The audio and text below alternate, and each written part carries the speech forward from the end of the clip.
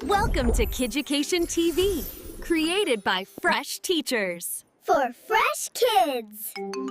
Hello, Fresh Kids. Welcome back to our third Scratch lesson. You're doing so well, and I'm really proud of your progress. Today, we're going to build another fun game. This one is called the Bird and Butterfly game.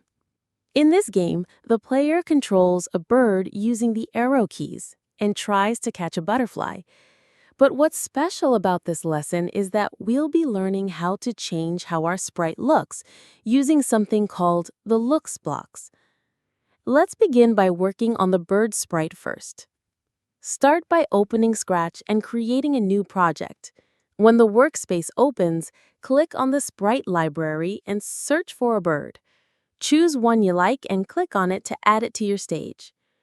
Now, before we go any further, here's something important I'd like to show you. When you're inside the sprite library and you hover your mouse over some of the sprites, you might see them moving, like the ballerina who appears to be dancing. But they're not really moving. What you're seeing are different costumes flashing quickly to look like animation. Try hovering over a few. If nothing changes, it has only one costume. If it changes once or twice, it's likely has two or three. But if it keeps changing a lot, like the ballerina, it's hard to tell just by looking. No worries. Let me show you how to check properly. Click on your bird sprite, then look at the top of the screen. You'll see 3 tabs: Code, Costumes, and Sounds. Click on the Costumes tab.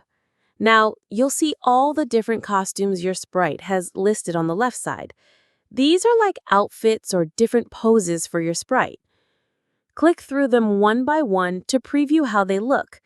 In the middle, there's a big editing canvas where you can draw on your sprite, change its colors, flip it, stretch it, or even add text.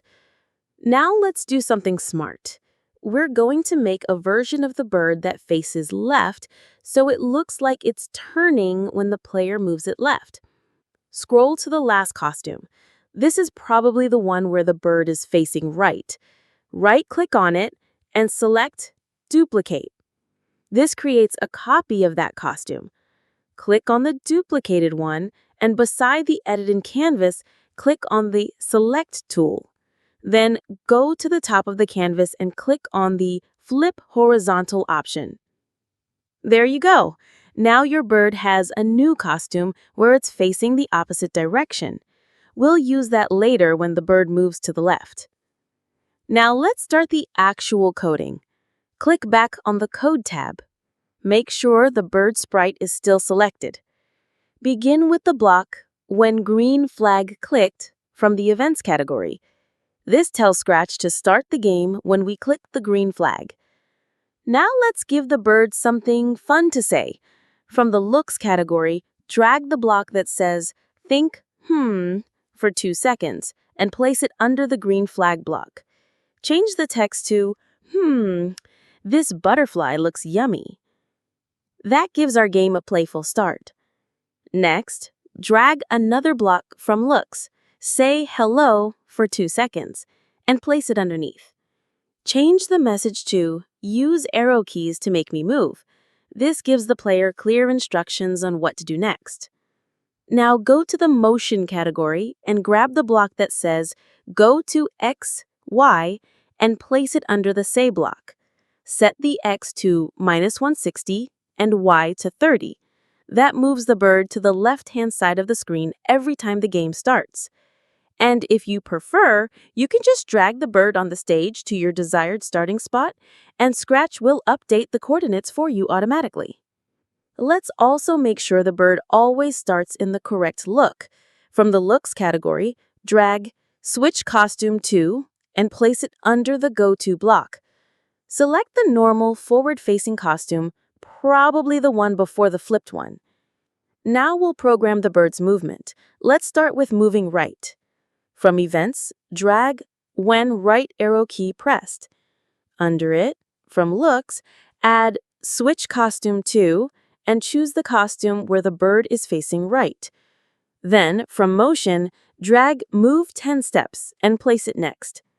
That tells Scratch when the right arrow is pressed, face right and move right. Now let's do the same for moving left. Drag in when the left arrow key pressed. Under that, place Switch Costume to and choose the flipped version you made, the one that faces left. Then drag in Change X by -10 from Motion. That makes the bird go left when the player presses the left arrow. Let's finish by making the bird fly up and down too. Drag when up arrow key pressed, then under that add Change Y by 10. That makes the bird go up. For the down arrow, drag when down arrow key pressed and under that place Change Y by -10. That brings the bird down. You don't need to switch costumes for up and down unless you'd like to add more fancy poses, which you totally can if you feel creative. And just like that, you've programmed your bird to fly in all 4 directions and look the part while doing it.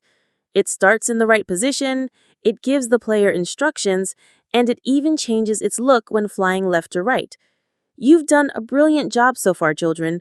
Let's move on to the butterfly sprite and make the game even more exciting.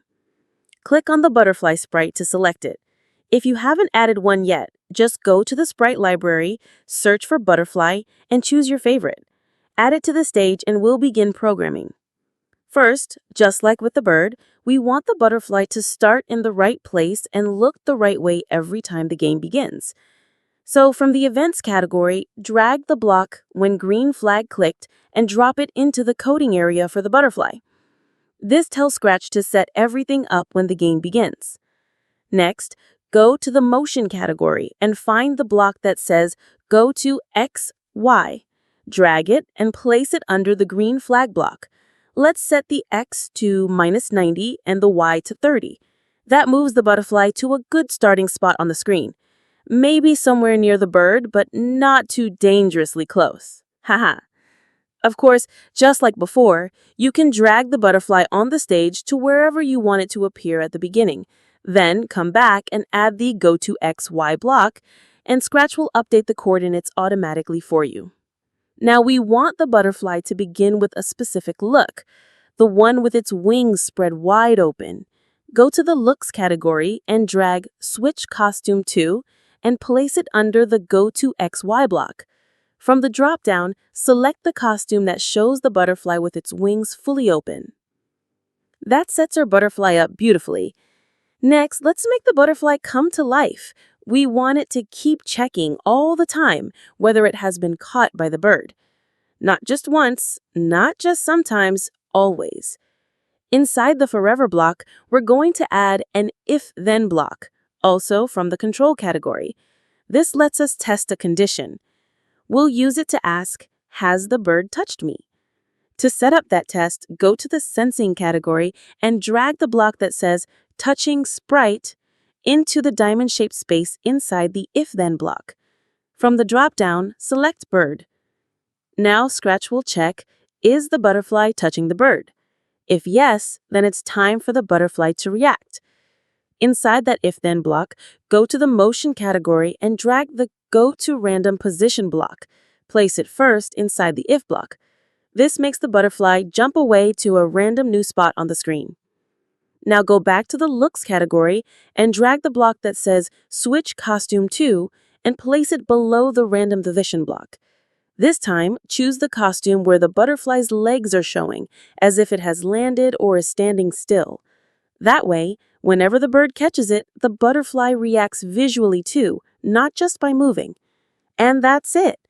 The butterfly now starts in the right place, wears the right costume, checks constantly for contact with the bird, jumps to a random position when caught, and changes its appearance. Let's recap what you've built in this game so far. The bird can fly in all 4 directions and it faces the right way as it moves left or right. The butterfly appears with wings wide open, and when it's caught, it changes costume and flies off to a new spot. Together, this creates a simple but fun interactive game where movement and appearance work together beautifully. Fantastic work, children!